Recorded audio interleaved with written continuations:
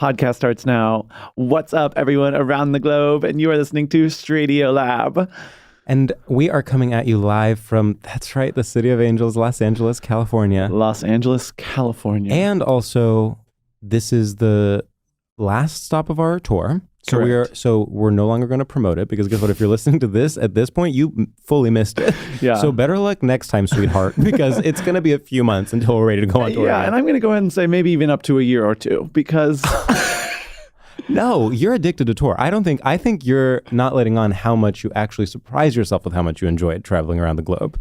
How much did I enjoy traveling around the globe? I think on the one hand, I enjoyed it. Mm-hmm. I enjoyed...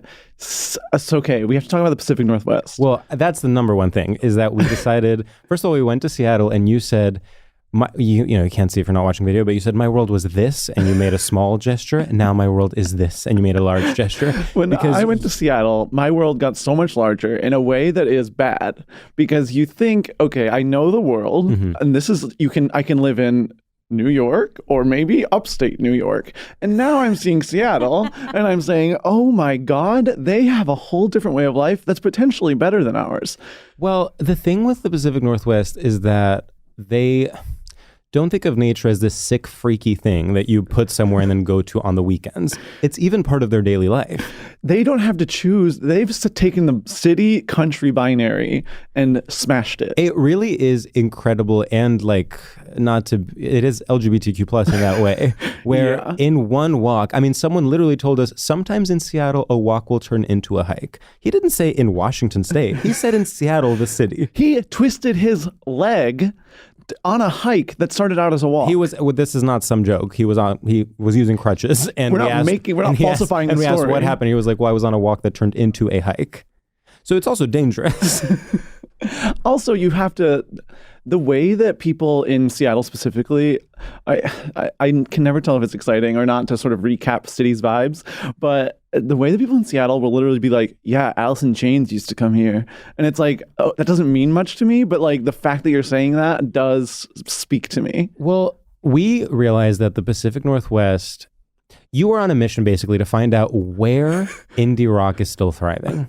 And we don't mean bands, we mean the spirit of indie rock. I mean the spirit of indie rock, sweetheart. And walking and hiking count as the spirit of indie rock, as does sort of like a logo of a coffee shop that has a lightning bolt in it. I mean, even the way that we were like sitting in a coffee shop and people just seemed like kind of happy. Yeah. They seemed like calm and not in a way that's like, I have 10 minutes before my next thing. No, they were like, unemployed. They were happily unemployed and loving it. Also, the way people, it's like these things that you think are dead, like local newspapers, alt weeklies. Everyone in Seattle is like, oh, I read in the alt weekly that a local band is going to the local festival. And you're like, I didn't know any of those things still existed. Yeah, I'm like, who allowed you to have your own culture? We realized that like in New York, everyone is Dua Lipa. There's no middle class of performer. Well, you're either Dua Lipa or you're Bloomberg. And so like, even if you're an artist, you have to be Dua Lipa. And if you're going to do business, you better do big business, sweetie. You know what's interesting about now being in LA after this whole thing is we've been in 9 different cities and now we're in LA. And it actually has almost like taken LA down a notch for me where I'm like, oh, you're just one of the cities. You're not Los Angeles where, Hollywood is. You're not Los Angeles where you could make or break my career in Hollywood. You're just another city that I'm on tour at. See, I'm so glad you brought this up because I feel like on all those other cities, I was like, I'm so far abroad. Like, no one here gets me. Like, my local references don't make any sense. And then now that I'm here, normally I come to LA and I feel that way. But now that I've been in all these other cities, I came to LA and I'm like, I'm home. Like, everyone here gets me. Interesting. Yeah. Huh. I do not feel that way. You don't feel that way? No. I mean, to be fair, the one thing I've done today is gone to Irwan as a bit to get a $13 smoothie. I went yesterday as a bit to get a $13 smoothie. Yeah, I'm just like, coming from the Pacific Northwest, you feel the culture shock even more than coming from New York. Mm-hmm. You're like, you guys need to go on a hike and not an LA hike. You need to go into the woods. That's true, actually. But at the same time, I love all our Los Angeles friends, and I think they're all doing so well, and it has not changed their personality that they moved here. Yeah, all the personalities are 100% intact. No one is damaged. No one is flawed. No one recognizes. No one needs to move back to New York for their mental health. Yeah, power corrupts absolutely, except here. Well, also, do you feel like we in no way are going to get into politics of any kind? And in fact, both of us have never read a newspaper in our lives. But just for the sake of what I'm about to say, in terms of the strikes, there is a way in which I entered LA and immediately was like, this is where the enemy is. I'm like looking at all the buildings and I'm like, fuck you. Wow. Like, because I'm like, this is where the studios are. Did you feel that? I did not feel that at all. I'm like, I'm so aware of when I'm walking around, I'm like, Paramount, NBC. I'm like, fuck all of you. You're the reason I'm a touring podcaster now. I didn't feel that at all. What did I feel? I was just sort of like... You were literally just like happy to be here. I was literally happy to be here. Wow. Yeah. I've been more like, everyone's so chill, but that's neither here nor there. It is so vital that we bring in our guest. I was going to say the same thing. It's so important, what with everything going on with the strikes, to bring in our guest. Our guest is in a plethora of projects that she cannot talk about. And also has a podcast that she can talk about. So please welcome Vanessa Bayer. Thank you so much for having me here. Vanessa, we need all your thoughts on everything that has been said. And take your time. Well, first of all, I want to back up to before this podcast even started, because we sat down. Did you say nary a few minutes ago? No, you said something else that really made me laugh. A term. But we sat down. Sam is really into speaking old timey. I love it. That's true. You said something that surprised me, but I thought it felt so natural. So I wish I could think of it. Anyways, it was a short word, but okay. Does that help? I want to say that before we started this podcast, we were sitting down and I did something so LA, and have felt bad about it for your entire intro. Oh my God. What was it? Which is, I said, have we ever met before? Which is so rude because it's me assuming that like I don't remember meeting. Totally. But you would remember it. And it's so like, get a grip, Vanessa. And I want to apologize for doing that. And I really have been thinking about it. And I don't think any of us have ever met before, even though that's surprising because I'm sure we have a million friends in common and we work in the same space.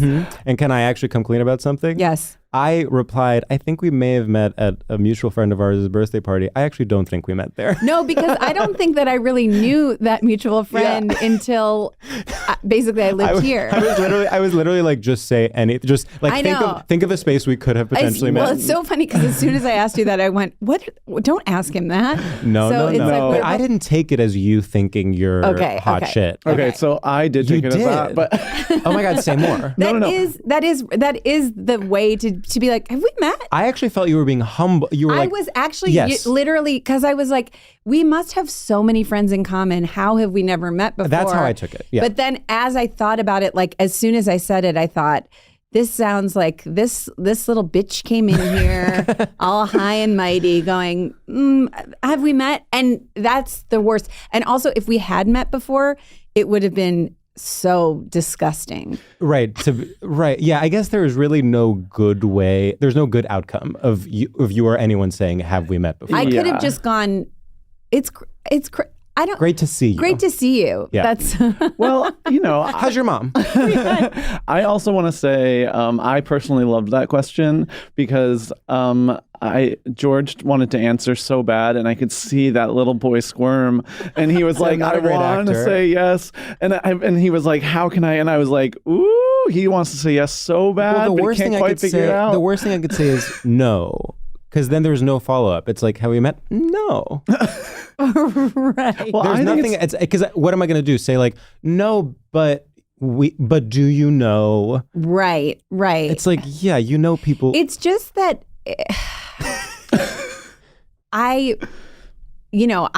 now I'm playing catch up of like trying to fit in with like, you guys have a cool cadence and you're, in a cool world. And I am going, have we met? And I go. The cool world being the studio where you also record your own podcast, to be clear. Yeah, the hyper elite world of where you also go.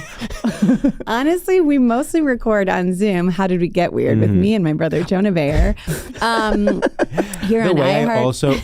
Speaking of things I'm ashamed of, it was too late for I found myself being like, welcome Vanessa Bayer, and then I remembered I didn't say the name of the podcast. Oh my God, okay, how could I fucked up the one thing. No. I fucked up the one thing. No. I fucked up the one thing. I fucked up the one thing that this person I've never met before in my life told me to say about her. No, the one thing that I said I can promote and I love to promote is my podcast that I do with my brother, Jonah Bayer. Mm-hmm. Jonah Bayer. How did we get weird? How did we get weird? Yeah, that's what you were going to say. Write that down. That's How what did you were we going to get say. down. Not But you made it weird. we did have a whole episode that we did with Bob the Drag Queen, not to name drop, where we talked about when people come up to you, and I think this has made me hyper aware of it, when people come up to you and go, do you know who I am? Or do you remember who I am? And it's like, yeah. And it's, or go like, if you go, nice to meet you, and they're like, we've met, and people can be confrontational, which you were not. This is a very good, okay. If someone, let's say I had met you 3 times. Yeah. But then I went, nice to meet you. How would you have responded? I would have gone, it's hard because I don't want to make the other person feel bad. Of course. But then at some point you're like, am I that forgettable that we... It is a horrible feeling, yes. Well, this, I think we should all just be able to sort of download everything. Like, it's sort of like, yeah, we haven't met, but like, here's all the context you need to know. Like, this is where we would have crossed paths, and even if we didn't, that's all pretty much it. When it has happened to me and the person we've met once, and it's been like it's been so insignificant, I'm like, I don't, of course they would. I'm never going to be like, no. Vanessa. But I do think it is kind of an LA thing. It's been done to me where people pretend that they've never met you before, and you're like, you know that we've met. You're just doing this to be. So like what I wanted to not think like I was doing, even though we both knew that we hadn't met, was being like, just being that person of like, it's so nice to meet you. You've never crossed my mind or... Yeah. Well, that's the other thing. Okay. I actually love this rabbit hole that we're in. Yeah, no, this is good. Because this is the other thing is, how do you react to someone you are aware of, but have not met? Like, you almost want to say something that's like, well, I know who you are. Yes. But we've never met. But that means nothing to them. And this is not about fame. This can be like a friend of a friend that you know is good friends with your friend. For example, some random gay guy on Instagram. Exactly. That like, is good friends with your friend, Sam. And you know that they hang out together without you. You've never crossed paths. Yes. And then you meet them and you want to be like, oh, of course I've heard about you. But that's insane to say to someone. I kind of split the diff and I go, yeah.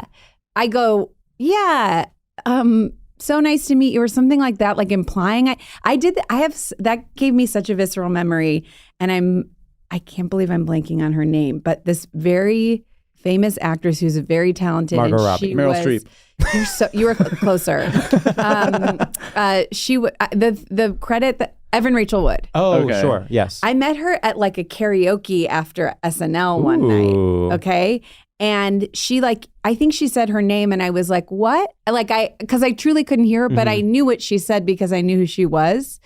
And then I think later in the night, I apologized to her and I was like, I knew, I couldn't hear you, but I knew your name is, I came clean about it. So funny. Because I was like, don't act like she had to repeat her name. Like, you know who she is.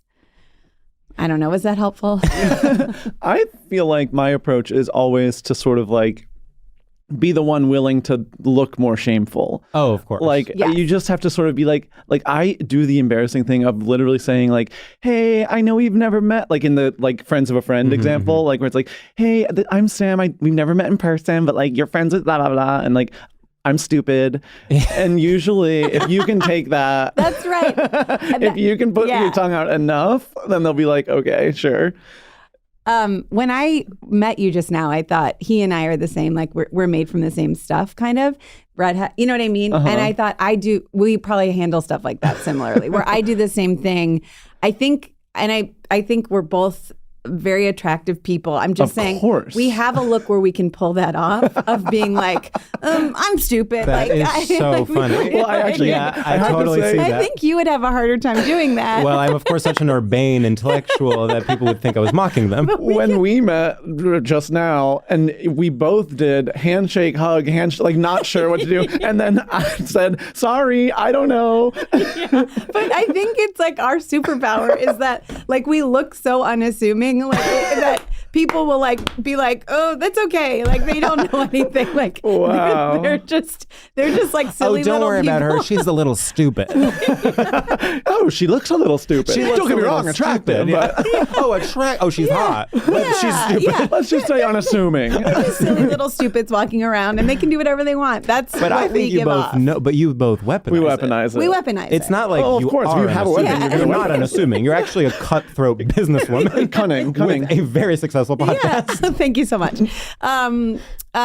Would love sponsors to know that. But the point is, we don't have a lot. But yeah, no, we can pull it off probably better than, like, you probably have a harder time. I get I'm caught saying off this guard. based only on No, your you're right. looks. I get caught off guard. And I mean, we've talked about this before where it's easy for me, if I'm not really focused on how I'm coming across, to come across as condescending, as rude, as like often my face just like sort of works without me realizing it. And I truly am like rolling my eyes at someone without realizing that's what I'm doing. I used to do that a lot when I was younger. And actually, I really appreciated someone once was like, you can't roll your eyes at people. Like if someone says something you think is dumb, you can't just openly roll your eyes. And I was like, huh. Honestly, we could roll our eyes at anyone and they would think it was cute. The way that I've like so literally true. tried to be serious and tried to be like, oh, I'm going to make a point to like be rude to this person. And I do it like Smiling. I know. I can't drop the smile. And I'm like, it's actually ruining my life because I would love to be like pointed and serious. Okay, so Sam does this thing often where he'll, in a funny voice, be like, so what's everyone up to? And that's sort of like a cutesy. I feel like if I did that, it would truly sound like I was mocking the people I was with.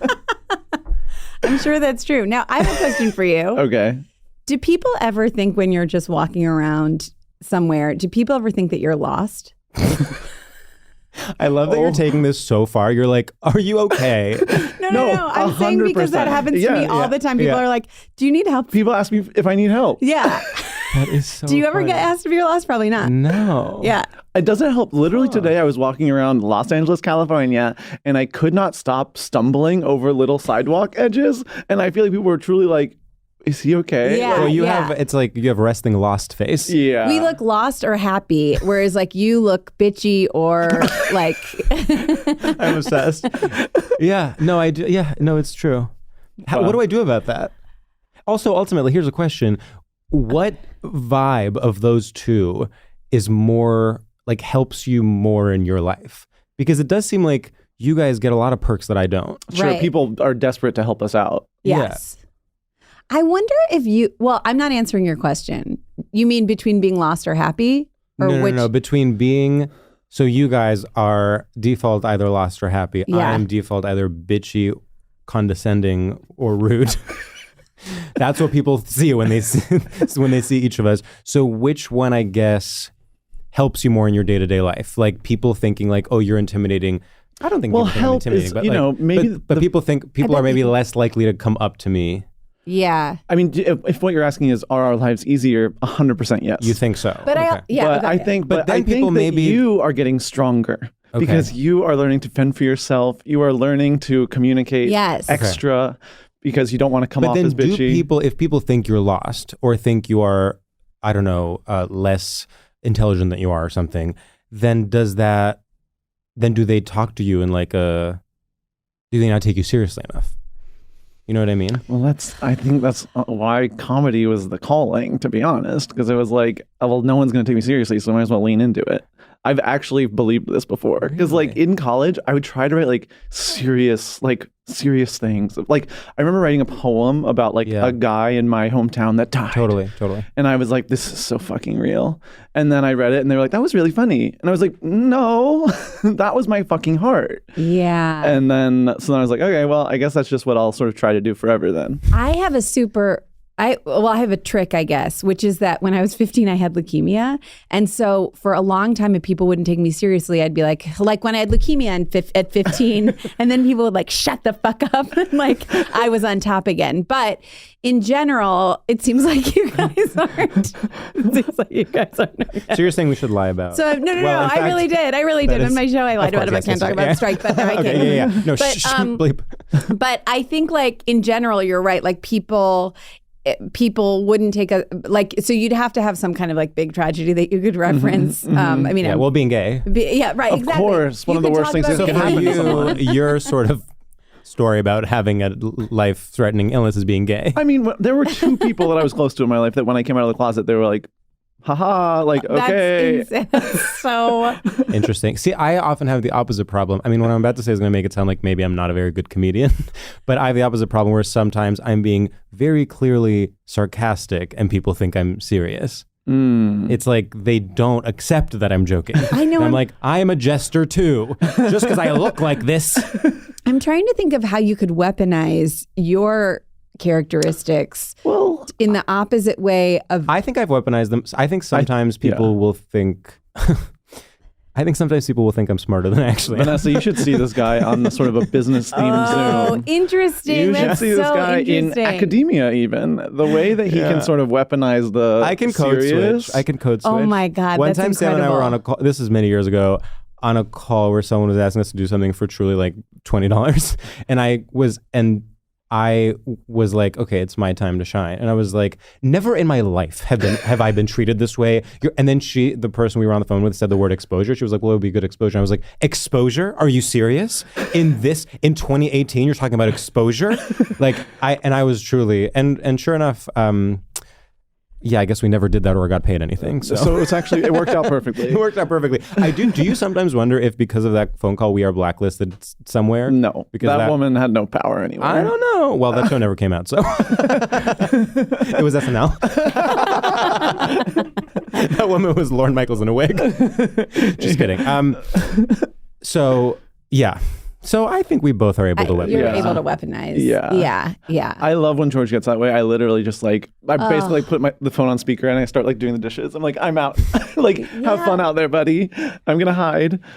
It's fun. It's like what a powerful duo you are, Yeah. that you have like different, one plays this role, the other plays this role, and between the two of you, here we are. Well, I do think what you're saying is we've noticed this a lot as we've been traveling together, where sometimes we are complementary in a way where it's like, oh, we can do anything. Yeah. It's like someone says something and we're both there and we both immediately know which one should be the one to respond to that specific thing. And also probably people are drawn to one of you because they see themselves or they see the opposite of themselves in one of you, and I'm not picking right now, I'm waiting to decide, but Well, we know you're a Sam. We've established that. But I'm sure all you need is it's like you're covering so much ground between the two of you that anyone is going to find something. Well, we represent the melting pot of America. That's right. That's right. In this nation, you're either a Sam or you're a George. And that's it. I have to ask now, is he your brother or podcast co-host first? Let's start there. Wow, that's really hard because we have dedicated our lives to our podcast. Yeah. But I guess I would say he's my brother first. But then really close after that, he is my podcast co-host. Well, I think once he's podcast co-host first, those sponsorships will just start pouring in. Thank you so much. And I want to say again, we're happy to sponsor any brand that's interested. I have to say, I am so jealous of you that you get to do a podcast with. To be clear, I am. Podcast-wise, there's no one else I would rather. So blood relatives are better. Podcast-wise, there's no one else I'd rather do a podcast with. But the idea of working with, I'm very close with my sisters, but they just are obsessed with having different careers than me and refuse to give them up. Yeah. And I've my biggest, when Amy Schumer's sister started being her Kim, thank you. You're welcome. And that's important, actually, that we make space for Kim. Yeah. And I'm sorry. Of course. Have I met Kim? And Kim's like, I think maybe we met at, But truly, I was like, God, I would love, the fact that they get to be together all day. It's so nice. And I'm like, why can't my sister quit medical school so she can work for me? I know. Yeah. Well, it's also interesting because my brother was a music journalist. He interviewed all these bands for years, and now he's become a mental health counselor. So he's so good at interviewing and talking to people in a thoughtful way. Whereas I'm just like, hey, what are we talking about? Let's talk about me, Yeah. And so it's a good mix. Yeah, that's what I was going to ask, is what the binary was in your dynamic. Well, count your blessings. Thank you so much. People would kill to have what you have. Should we do our first segment? I think we should. All right. And I'm going to walk over to my phone. Ooh, of course. So Vanessa, our first segment, this is, of course, as everyone knows, a podcast about straight culture.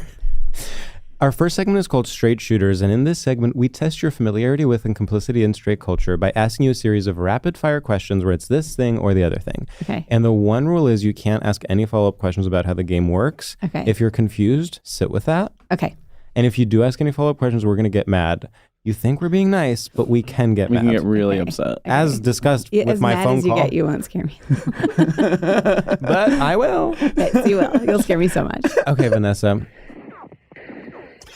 Putting flaxseed in your granola or taking the back seat in the Corolla? Putting flaxseed in your granola. Okay. Vanessa, gentrifying a neighborhood or petrifying a piece of wood? Petrifying a piece of wood. Only murders in the building or only losers at the shindig?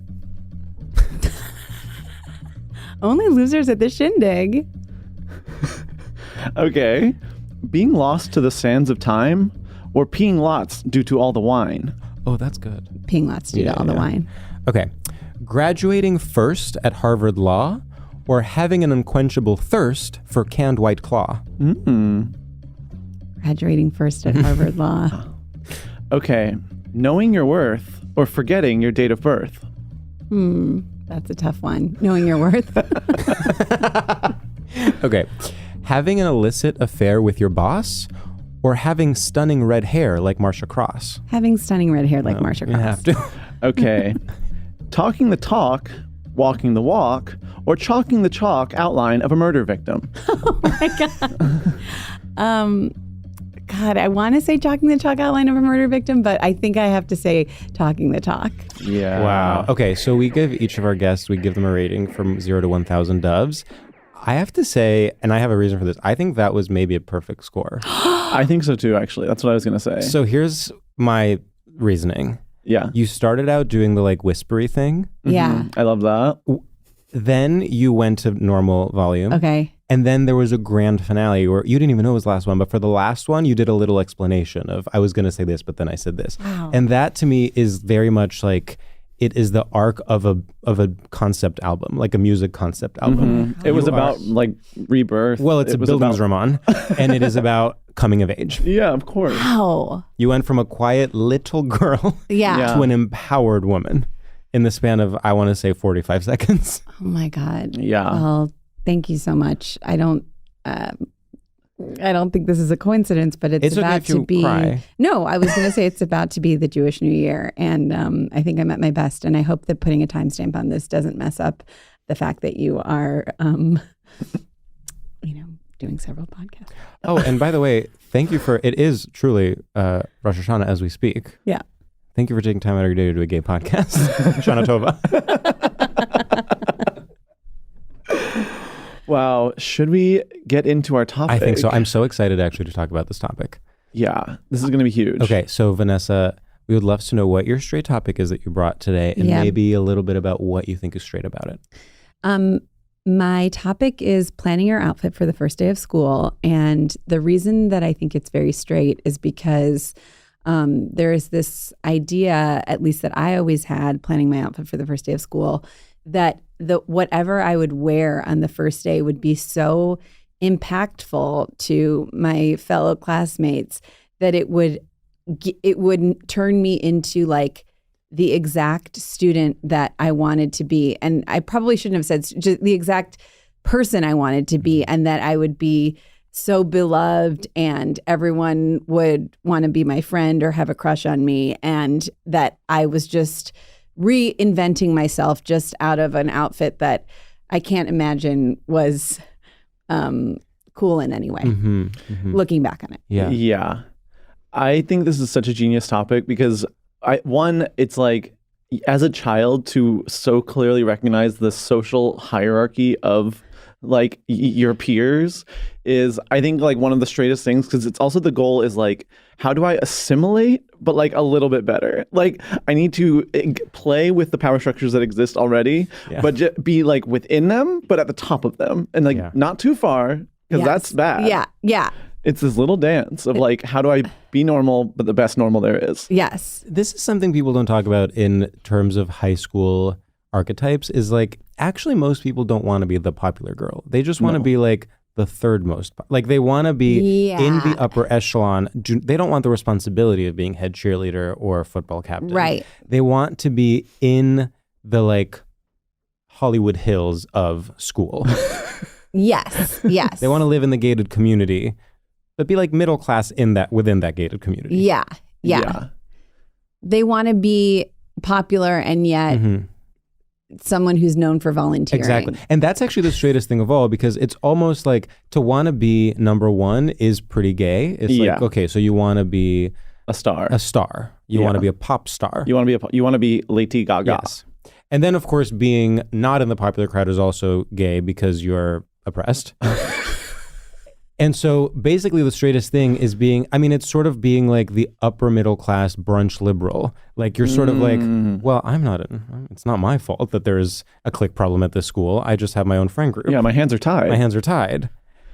And you have blood on your hands, ultimately. They might be tied, but there's blood in them. Right. Yeah, you hold the scissors to untie them. So what, not to put you on the spot, what kind of outfits are we talking? Like what image did you want to project do you have that you one? felt like you couldn't the rest of the year? I had this 17 magazine. I remember that I didn't subscribe to 17 magazine, but I had this one 17 magazine, and it had this whole article about this girl planning her outfit for the first day of school.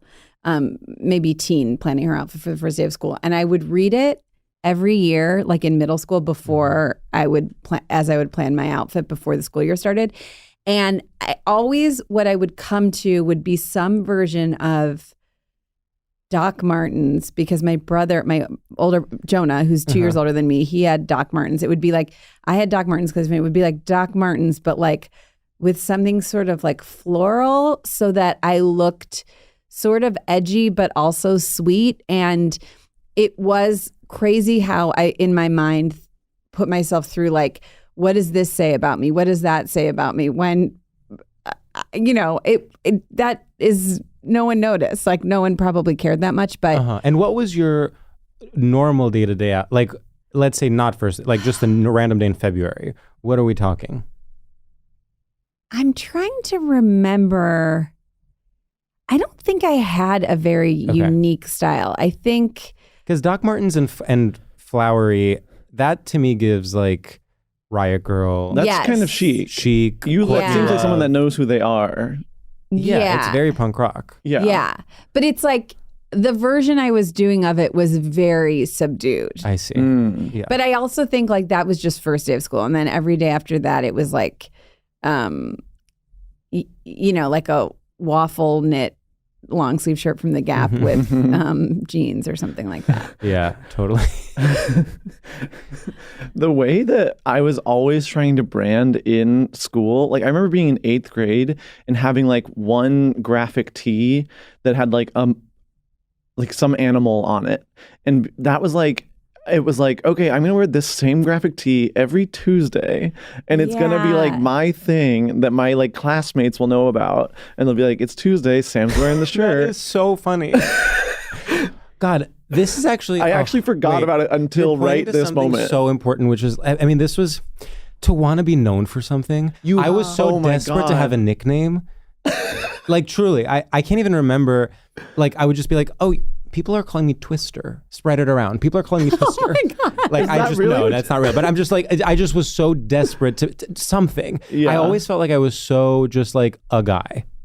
Well, because I think there was almost like, because it's such an ocean of like, where do you want to fit in? Where do you want to fit in? Yeah. There's something about being like, no, I'm choosing this lane. Yeah. Like, actually, I'm going to stop chasing. This is my thing, and everyone's going to know this is my thing, and they're going to love that about me. I went through a phase where I thought my thing would be bright colored corduroys. And so I bought a bunch of brightly colored corduroys. I had a like orange and yellow phase where I was like, I'm only going to wear orange and yellow. Wow.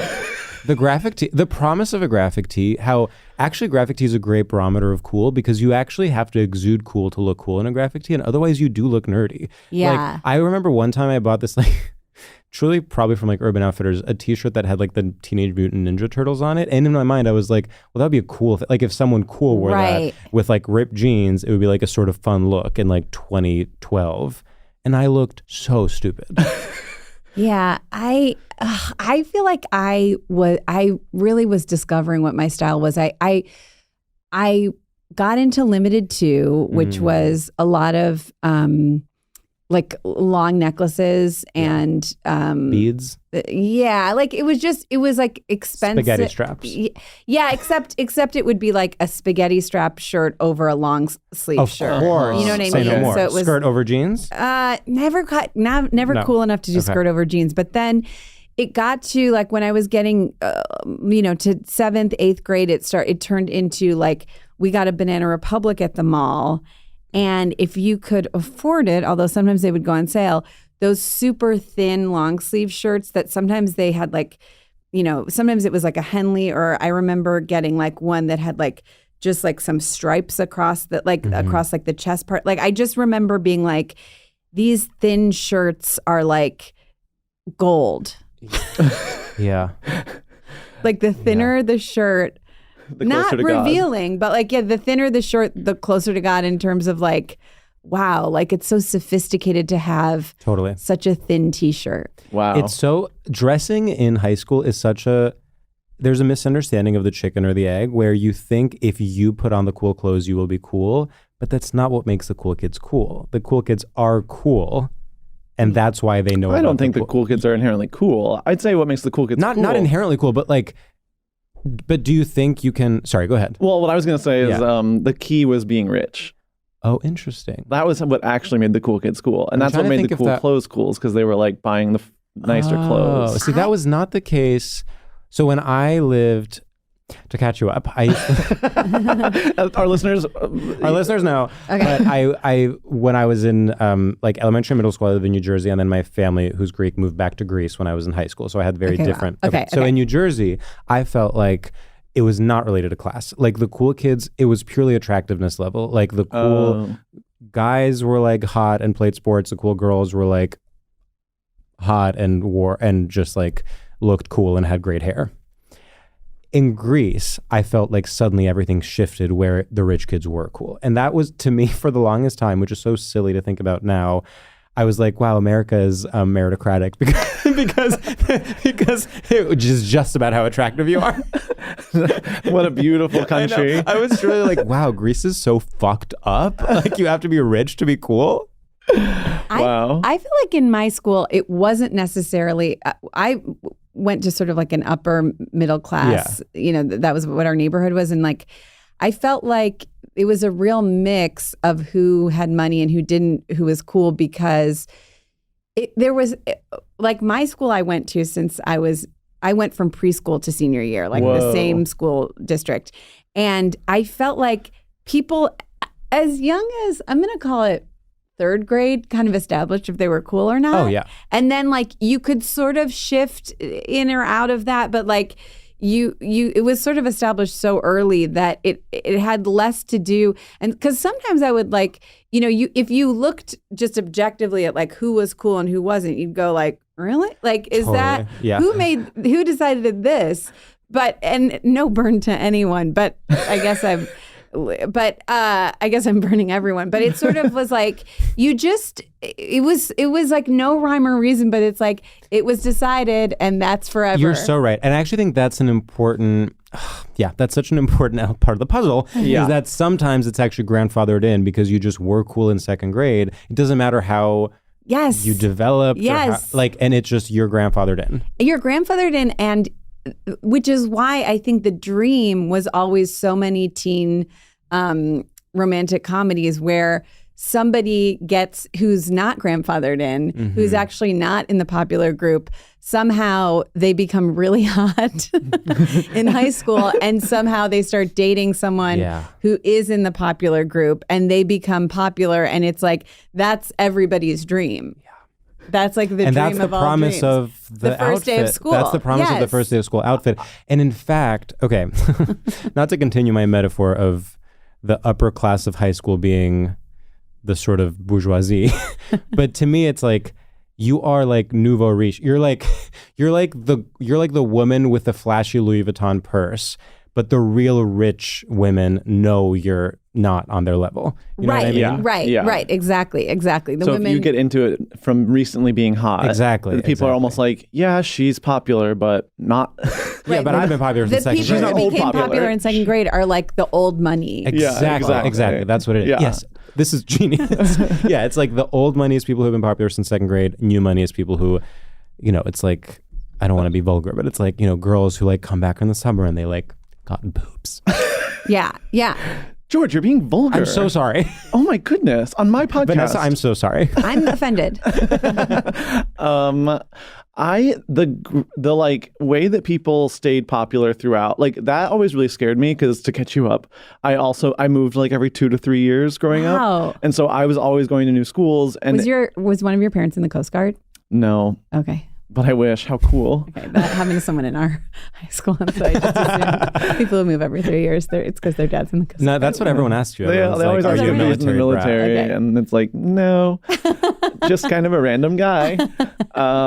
But so I was always like, the first day of school mattered so much because I was like, they're going to judge me. Like, this is the final exam, basically, is that first outfit. And so it was a crazy little journey because I got pretty good at it. Like I really did overthink it and like would hit them all and be like, okay, what is it? What's going to work? What's hitting right now? What's hot? But then like it backfired so bad when I moved to Southern Virginia from Michigan. And it was like, I wore like, the Hollister tee and I pretended like I was like from Cali, which like in Michigan is probably the coolest you can look. Yeah. I mean, this almost is from literally Cali. like I've said this to you before. It's like when we moved back to Greece, Abercrombie, which was sort of not cool anymore in America, was suddenly the biggest sign that you were well traveled in Greece, like a small European country. So I was like, oh, all this stuff that I thought was uncool, suddenly I would wear my Abercrombie branded hoodie. And everyone would be like, oh, are you a shipping heir? Oh my gosh. But yeah, as soon as I walked into like the school in Virginia, it was truly just like gay. Like it was like, yup, you're a guy. And I was like, oh no, I blew it. I blew the first day. It's tough. It's a tough line between California surfer and... Yeah. It is a tough little line. And I had no idea they were so close. Yeah. I mean, talk about like a puka shell necklace. It's like it's truly like, it depends on who's wearing it. Yeah, you can be like the meanest jock or you can be in the Troye Sivan video. And then the other thing is like once you've worn that outfit, you have a choice, which is to really lean into it and to be like, I'm going to dress like this every day until people start thinking it's cool. Or to just be like, never mind, bye. I'm very never mind. Okay, yeah. I was like, nope, no. Yeah. I was like, get me a Vineyard Vines or something. That's what they thought was cool Prep then. was cool. Prep was cool. Yeah, prep was cool. I'll wear like polos and boat shoes. Because there it was more money based, I think. Got it. Yeah. See, it's so funny. Of course, the prep thing is money based. When I lived in New Jersey, it had like never occurred to me that was what it was signifying. I was like, fun colors. It's just occurring to me now. Yeah. It's like, right, of course. Yeah, I guess it was all money. It's all money. It's all these signifiers. Actually, like this was something, especially in New Jersey, there was a sort of like, I would see dads wearing salmon colored pants and I'd be like, how embarrassing. Are they gay? But it's just to signal that they're rich. They're rich. Yeah, they're rich. Yeah, they're just rich. They're just rich. I'm realizing thinking about like the first day, I also had this strategy. Do you remember in like Sex and the City when Samantha's trying to get her like boy toy to happen? I forget his name right now. And Smith Jarrett. And she's like, first you get the gays, then you get the girls. Yeah. And then you're a star or whatever. Mm-hmm. I had the opposite. I was like, okay, if girls think I'm hot, then I will be protected. Absolutely. And then then everyone will want to be friends with me. And so it was like, I would truly like target, like I'd be like, popular girls need to like me. And as soon as they do, I'm set. Mm-hmm. And it always worked. Like, yeah. It always worked. Popular girls are not only the scariest people on the planet, but also like the most important if they like you. I would not say I was one of the popular girls, but they all kind of liked me. Oh. And I felt protected. Do you feel, okay, so this is related, yeah. I do actually think when I track which years were the best years of my school life, it was based on if the popular girls liked me. Wow. Interesting. Yeah. But okay, my question is, do you think, okay, so there's old money, popular since second grade, new money, got boobs. But then there is a tricky third thing, which is that it is true that sometimes being funny in the right way, it is a left field way to enter the fray. That is so And it's for true. both. It's more for men, unfortunately, Yeah. more Of for course. boys, rather, in high school. Because it's like, often you would see like all the popular guys are hot, and then there's one guy that's not as hot, but he's the funny one. Yes. But he's like as desirable for the girls Yes. as the hot ones. And so that is almost like, if there's old money and new money, that is almost like, I mean, how would you... What is the metaphor? Where does that fit in? in the financial, in the economic, in the economy? I have no idea. Yeah. I'm really racking my brain, and you've stumped me, to be honest. Cut the cameras. I think that's like, that is, God, that's almost, okay, if there's old money, which is the people who became popular in second, third grade, there's new money, who's the people who sort of like have this big, mostly physical glow up in high school, and that's new money. I would say the funny, particularly guy coming into like the popular group is... Okay, I have a swing. I have a swing. Okay, yeah. It's like fame. Exactly. It's like they don't have the money, but they're invited to the cool things. It's something that blinds you where suddenly money doesn't matter. It's like they're like the talented artist, the talented creative, the like, and being in close proximity to them makes the old money, like makes the old money. Yes. Yeah. They're like, they have like the prestige of fame. They have their status is not from money, but it's almost, it like allows them to kind of rise above everybody. Yeah, because it's the priceless. It's like it's the thing that you can't get with money. Yes. Talent. Yes. Wow. That's right. That's right.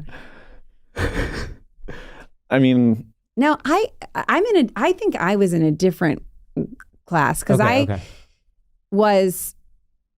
I had really good friends that are still my closest friends to this day, which is very straight of me. Well, we literally have done an episode where the topic was friends from home. Yes, I listened to a little. Yes, yeah. So, I listened to the whole thing, and I feel that my friends that I'm still friends with were all like very cool, but they just weren't like part of like the most popular group or whatever. But I would say, because I was friends with them and because I was like accepted by the popular girls, and I was in a lot of classes with and close with a lot of like really smart people too, which this did not happen. It sounds like you were sort of like the queen bee. Yeah, I sort of was. I wasn't cool, but I was sort of friends with everybody, and I guess I'm bragging about You're the that. politician. I think I was the politician. That's right. And actually, that is a fourth type. That is a Old fourth money, type. new money, artist, sort of famous artist, politician. Politician. And I was the actually, politician. it's so true because I can think of who in my high school was the politician. Yes. It's always one person, and it's truly like, and then people will be like, oh, well, you know that Vanessa, she's a politician, she'll be president one day. Like it's something I did get most likely to succeed. Wow. Okay, obsessed. And actually, this goes back to that came out too fast. No, I'm like, this is my impression of Vanessa at the lunch table. Wait, have we met? Well, you really have shown all parts of your personality where it's like, first you like immediately zeroed in on the like lost kitten thing. You were like, oh, but I can and weaponizing that is how you become a politician. That's because you're like, oh, I'm innocent, I'm pure, I'm lost. Yeah. Can someone explain it to me? Yeah. And then people start gathering around and you're like, okay, so you're going to be my hair person. Oh. Wow. You there. Because I'm like in the classes, like I was in a lot of AP classes, but it was sort of like, okay, again, you're bragging. I know.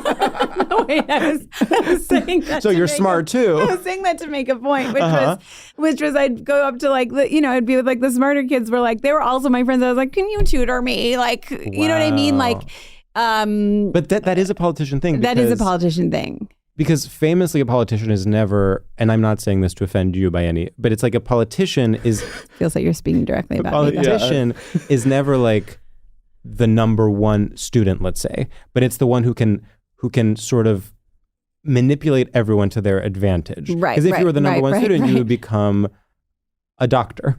Yeah. You wouldn't want to be a politician. Well, you never get elected. Exactly. Yeah. I'm not going to make the joke I was going to make, but it was homophobic. No, I was going to say like, I might make you guys take this up. That's okay. That's perfect. My Beau Biden is that I had leukemia, if that makes sense. Totally.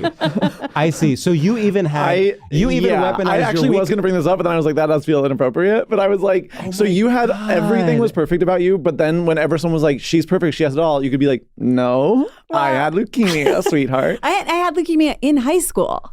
Oh my God. And you were like, that's my Common App essay. Yeah. So look at me. I get diagnosed with leukemia in 9th grade.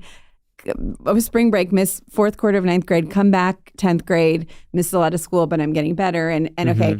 And then by senior year, I'm prom queen, most likely to succeed, best personality, best smile, most optimistic. I don't know why those roll off my tongue so quickly. I didn't know you were allowed to get more than one. I know. Well, maybe they've changed the rules. Maybe I messed up for everybody else. Don't care. Since then, they have the Vanessa clause. You can't get more than one. Yeah. But I guess the point is, I remember those two clearly. And also, I'm the politician. Wow.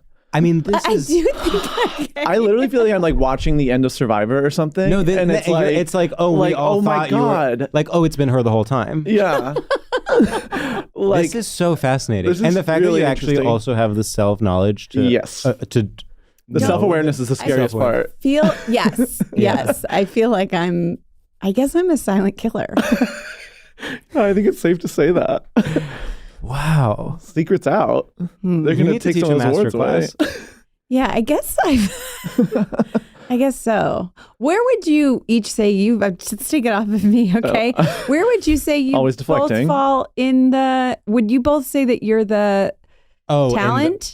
I see. Okay, this is a very good question. I think I was definitely the talent. I think I was like the funny kid. And I also think it was charming that I was sort of non-threatening and that like both like the girls weren't threatened because they were like, he seems nice. And the boys weren't threatened because they were like, he doesn't seem like he's going after girls. So it was sort of like, I was just sort of like the pal. But I had a little of that too. So you maybe were a little bit of the politician. I think I might have been a little bit of the politician. Yeah. I feel like I was... Okay. I think I was the second best politician, which is the worst place to be, which is I was like, I'm like, I have the talent in me. I could be the politician. But there was always someone that was better at being the politician than me. So I was sort of like a second class politician. Like I was like the, the Kamala. That's what I was going to say. I was the Kamala. Were you working with the other politician and like sort of, or were you like trying to bring them down? No, because ultimately I recognized that the other I was jealous of the other politician. You can think of your head of a specific politician. Okay.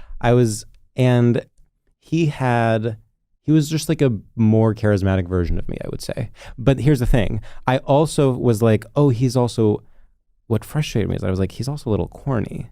And I'm like, don't people see that I'm like the alt politician? Like if you sort of like, if you want someone to follow, but you're sort of cool and have a sense of humor, I'm your guy. Why are you still following? You were too radical. I was too radical. You were Bernie. You were Bernie. Yeah. Yeah, that's right. Like people with taste were like, well, of course. Exactly. I was Bernie. Maybe even Dennis Kucinich. Yeah. No, that's so true. And well, it's good that you stuck with your morals. Yeah. I mean, remember the George Awards? I feel like that's classic me trying too hard to be a politician. Oh. I made up something in elementary school called the George Awards, where I just out of nowhere printed out ballots and was like, Oh my God. Hottest guy, cutest couple, and I made everyone vote. Oh my God.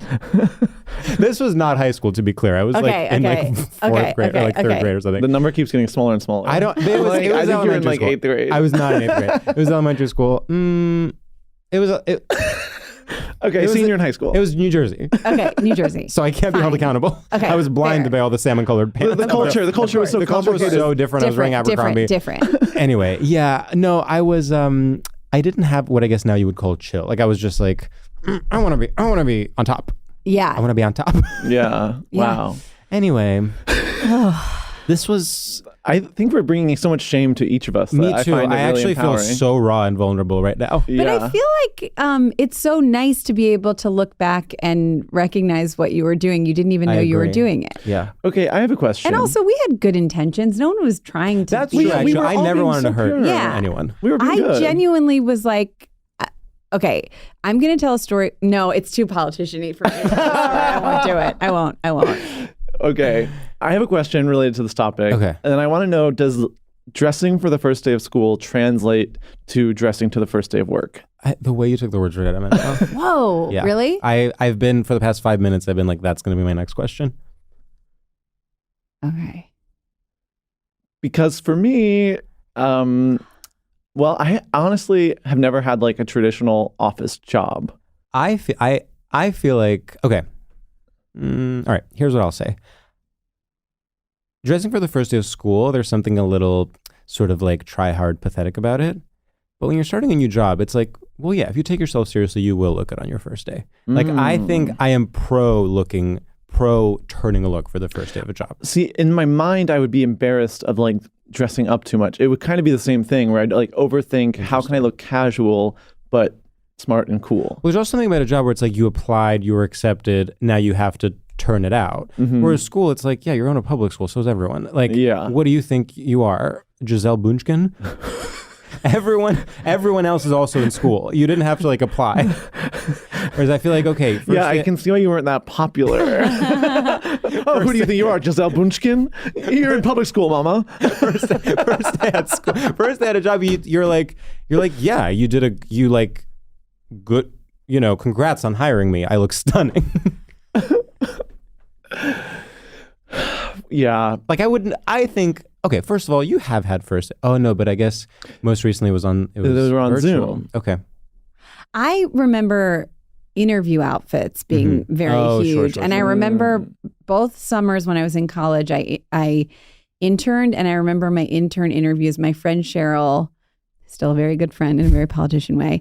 Cheryl Sandberg took me to Banana Republic, and I had to, like, both summers I bought like a new pair of like dress pants and shirts and she was in the business school, like button down shirt, and none of the jobs that I was interviewing for were like, that's what you would wear for like business internships, but I was interning at like TV, like more in the TV world, and so I think I looked overdressed for both of my interviews, but I wanted to look like a little business lady when I went to those interviews, and I remember that being very important. Yeah, I do actually, not you saying that, I do remember wearing a full suit to an internship interview.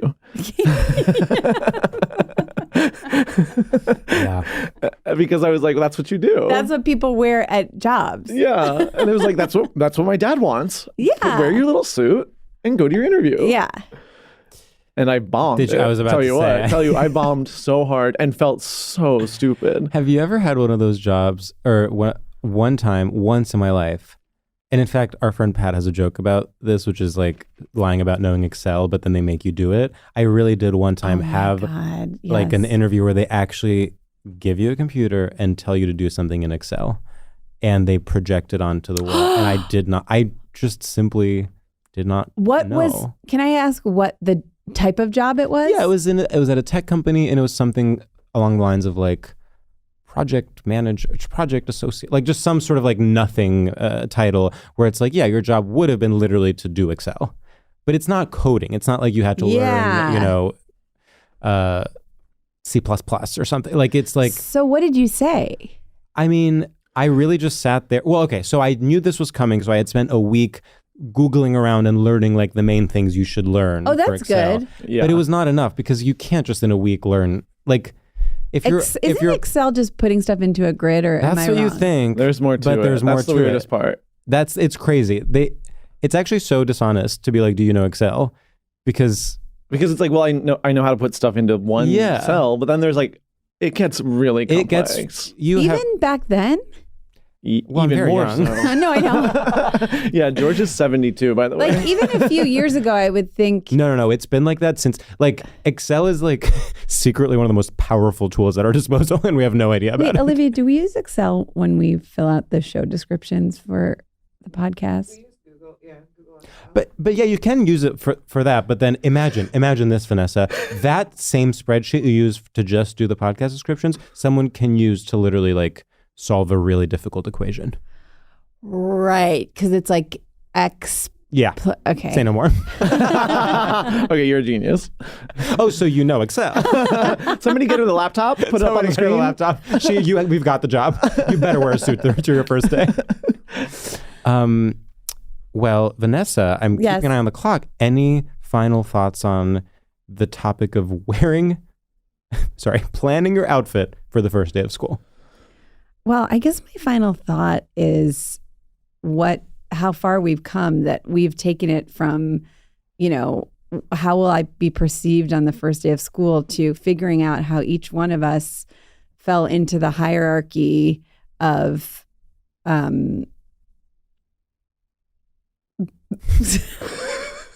of old money versus new money versus politician versus famous talent. Yeah, I mean, I'm obsessed with this new character. No, I actually think there's really something to it. Yeah, it's like it's like as big of a deal as the thing that they say is like on every TV show in Seinfeld, where there's like Seinfeld's an example where there's like the princess, the other three.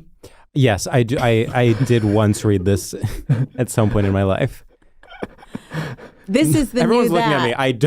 I don't have the information. I'm just saying this is the new that. This is the new that. Yes. No, I completely agree. And actually, if you're listening to this and you're in high school, let's hope you're in the right group, because unless you're planning on developing over the summer, it's not going to change anytime soon. Wow. Unless you're planning on being the new money, which Literally. anyone can. Well, not anyone. Well, not anyone. Well, maybe you can buy like a really show-stopping outfit. No. Right. No. The outfit won't do it. The outfit won't do it. The best you can hope for, I mean... What are the people that are in none of the groups we just mentioned? The lower classes. Right. Yeah, that's right. The proletariat. That's right. Yeah.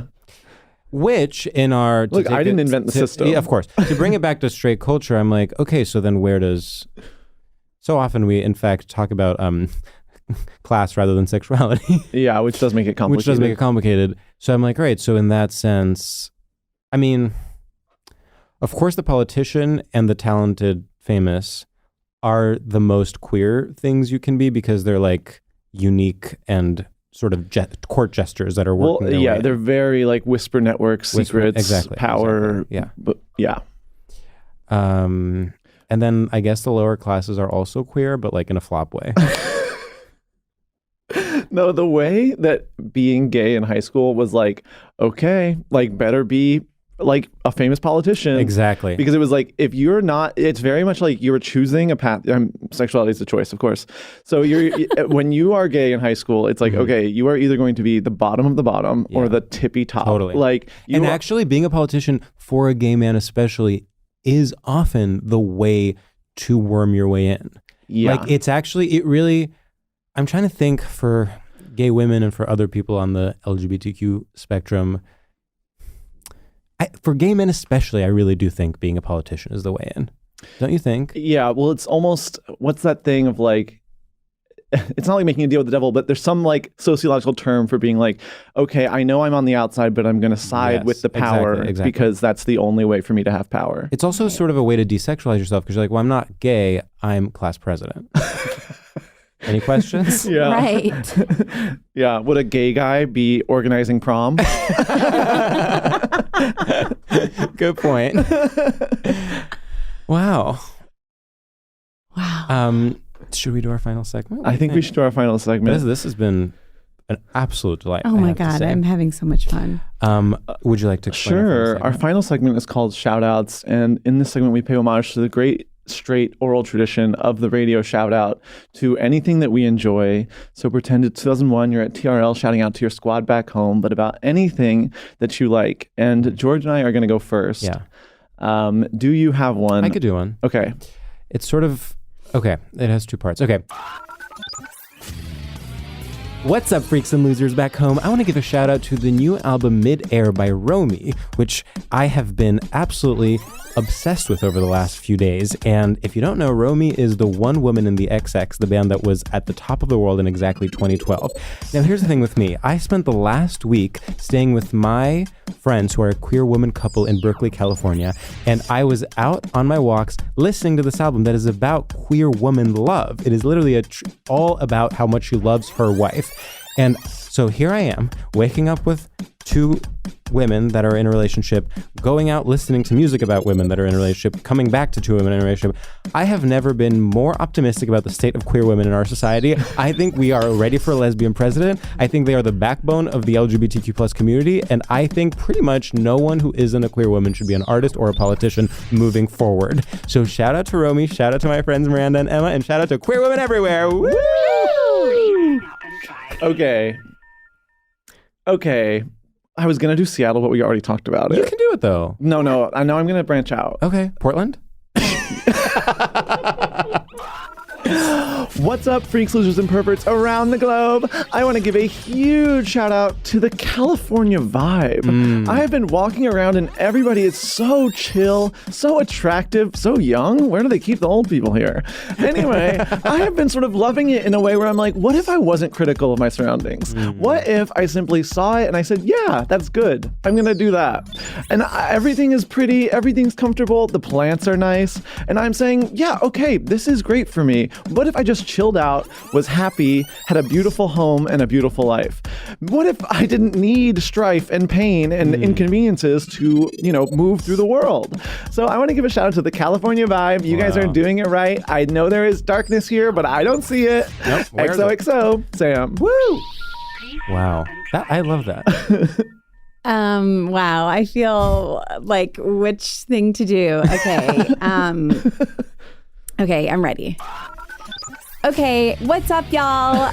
This is Vanessa Bayer from Cleveland, Ohio, and I just wanted to say a shout out to psyllium husk. Psyllium husk, what is it? It's some kind of a husk that makes you shit. People take it every day. Some people take it in pill form. Some people take it in powder form. Some people take it in these little kind of, they break it up and it sort of feels like it's little pieces of Triscuit.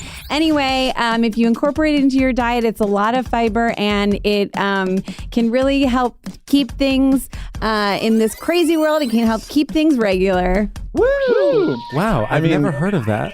Oh, honey, it's in your Pure for Men. Oh, good. Okay, I take it. I mean, to come on I take it daily. To come on a gay podcast and plug psyllium husk. I was like, okay, you're literally stealing this. Okay, here's the thing. Wait, I've never looked into what is in Pure for Men. By the way, if they want to be advertisers, we both use it. This happens to us on our podcast a lot too, where we're like, we're promoting this thing. Totally. Where are these people? And by the way, people have told me that Pure for Men is just overpriced normal fiber that you can get in the store. Of course. But if they want to be an advertiser, I will actually go live on air and say that that's factually incorrect. Here's the thing. I don't care. So they branded for gay guys. Also, it's just normal fiber, but they branded for gay guys. They branded for gay guys, Vanessa. Because I want to know, what is in there that I can't have. Right. So basically, if you take even one, you could die. I mean, I am. By the way, okay. I understand, not to be like, I love companies, but the fact that they branded for gay men, I'm like, I support that. Why would I want to give my money to something that's branded for gay men? I hate companies. But I'm just saying, if it is mostly psyllium husk, which maybe it isn't, but if that's the thing. Well, it's a proprietary blend. There's a whole bunch of different little things in there. Okay. Yeah. It's so funny to have something for gay guys that's still branded it's sort of like dude wipes or something. Totally. It's it's sans serif, black, blue. It's not hey queen. It's very if you're a man and you can take it like a man. It's actually insane. It's so funny. And yet I need to order another bottle. Me too. Gosh, I'm me freaking 3. out of it. Okay, Vanessa, we're getting you some. Wow. Well, Wow. another incredible ep in the bag. Wow. Yeah. I'm wow. like so ready to get out there and get another Erewhon smoothie. Oh my gosh. Ugh, there's so much stuff to get there. Yeah. So What's true. your fave? Well, you know what? The last time I was there, This is another episode, by the way. I like using monk fruit sweetener. Like Oh. it's supposed to not affect your like blood sugar levels, but Okay. it's like a different form of like a sort of like a sugar type of thing. Okay, they have like monk fruit sweetener, sweetened maple syrup, chocolate chips. Like they have so many monk fruit sweetened things. Cooking, baking stuff. Do you guys wish you hadn't asked me this? No, Yeah. I've never been more. Oh, okay. I was like, I want to know where you're going with it. Oh, so you like that? That's it. Okay, got it. Okay, well, But also they have you know, prepared foods. I love the idea of you having like the funniest episode. You're doing such a good job, and then the final question you crack. Oh, and it's like a full half hour of Yeah, being like, I okay, just- so then they have the sandwiches. so, the yeah. sandwich line's kind of interesting because You guys are just sitting there like, yeah, we're like God. calling cut it Ubers. all All right, well, Okay, this has been incredible. Thank you so much for doing and it. don't forget to listen to Vanessa's and Jonah Bayer's podcast. Yes. How Did We Get Weird? Wherever you got your podcast. Yeah. Wherever you get your podcasts. All right. Bye, y'all. Bye. Bye.